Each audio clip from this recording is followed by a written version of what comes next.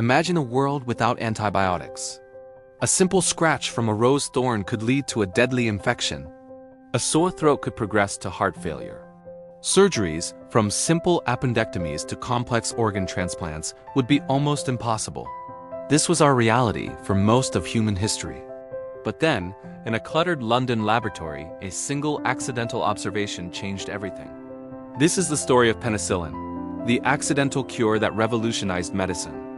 Our story begins in the summer of 1928 at St. Mary's Hospital in London. The lab belonged to Alexander Fleming, a Scottish bacteriologist known for two things: his brilliant mind and his notoriously messy workspace.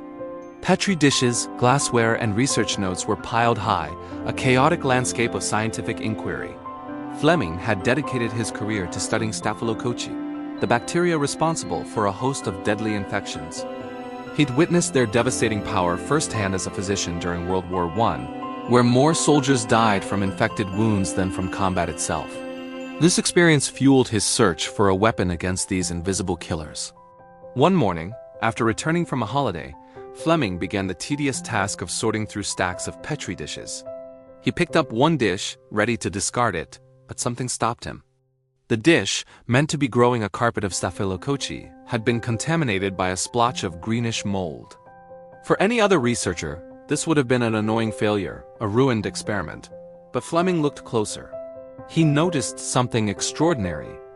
Around the mold, there was a clear, empty ring, a halo, where the bacteria had been completely wiped out. The Staphylococci couldn't grow near it. It was as if the mold was secreting an invisible shield. In that moment of pure curiosity, Fleming didn't see a contaminated plate. He saw a battlefield, and the mold was winning. He realized this was no ordinary mold. It was actively killing the bacteria. This wasn't just an intrusion. It was an execution. Fleming carefully isolated the mold, identifying it as a rare strain of Penicillium notatum. He began a series of experiments, extracting the mold juice, the substance it produced. He named this mysterious agent penicillin. His tests revealed something remarkable. Penicillin was lethal to a wide range of harmful bacteria, including those that caused pneumonia, scarlet fever, and diphtheria. Even more incredibly, it appeared to be completely harmless to human cells. This was the holy grail of antimicrobial research, a substance that could kill invaders without harming the host. Fleming knew he was onto something monumental. He published his findings in 1929, but the world was slow to notice. The scientific community was skeptical, and Fleming faced a major hurdle. He couldn't produce enough of the stuff. Penicillin was incredibly unstable and difficult to purify. For over a decade, his groundbreaking discovery remained a scientific curiosity, a powerful idea trapped in a laboratory. Fleming lacked the chemical expertise and resources to turn his mold juice into a usable drug. The revolution he had glimpsed would have to wait. The story might have ended there, a forgotten footnote in a scientific journal. But as World War II engulfed the globe, the desperate need for a way to treat infected wounds brought Fleming's research back into the spotlight. A team of scientists at Oxford University, led by pharmacologist Howard Florey and biochemist Ernst Chain, decided to take on the challenge.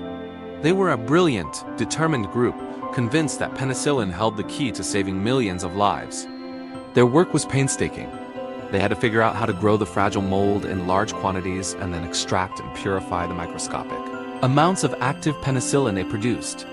Their laboratory looked more like a strange factory, filled with bedpans, milk churns, and custom-blown glass vessels, anything they could find to grow the mold.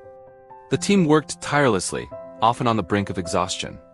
Norman Heatley, another key member, devised a clever extraction method that finally allowed them to concentrate the penicillin. They tested the purified substance on mice infected with deadly streptococci. The results were astounding. The untreated mice died within hours. The mice that received penicillin survived. It was a miracle. Now they needed to test it on a human. In 1941, their first patient was a 43-year-old policeman named Albert Alexander. He had a severe infection from a scratch on his face, and abscesses covered his body. He was dying. They began injecting him with their small supply of penicillin. Within days, his fever dropped, and the infection began to recede. He was recovering, but their supply of the precious drug ran out. The team was so desperate they even tried to extract leftover penicillin from the patient's urine. It wasn't enough. The infection returned and Albert Alexander tragically passed away. While a heartbreaking loss, the experiment proved that penicillin worked in humans. They just needed more of it. The war effort gave them the push they needed. With Britain under constant threat, Florey and Heatley traveled to the United States, carrying mold spores in their coat pockets. They collaborated with American scientists and pharmaceutical companies, launching one of the largest scientific and industrial efforts in history. Researchers searched for more productive strains of penicillium, famously finding a super-potent version on a moldy cantaloupe in a market in Peoria, Illinois. Giant fermentation tanks were built, and by D-Day in 1944, enough penicillin was being produced to treat all Allied soldiers wounded in the invasion. The age of antibiotics had officially begun. The impact of penicillin on the world is almost impossible to overstate. Before its arrival, bacterial infections were a leading cause of death. Pneumonia was called the old man's friend because it was such a common way to die. A scraped knee could be a death sentence for a child. Childbirth was fraught with peril from infection. Penicillin changed all of that. It transformed medicine from a practice of observation and comfort to one of active cure. Surgical procedures that were once extremely risky became routine. Organ transplants, chemotherapy, and care for premature babies. None of these would be possible without effective antibiotics to control infection. Penicillin didn't just save lives. It created entirely new possibilities for modern medicine.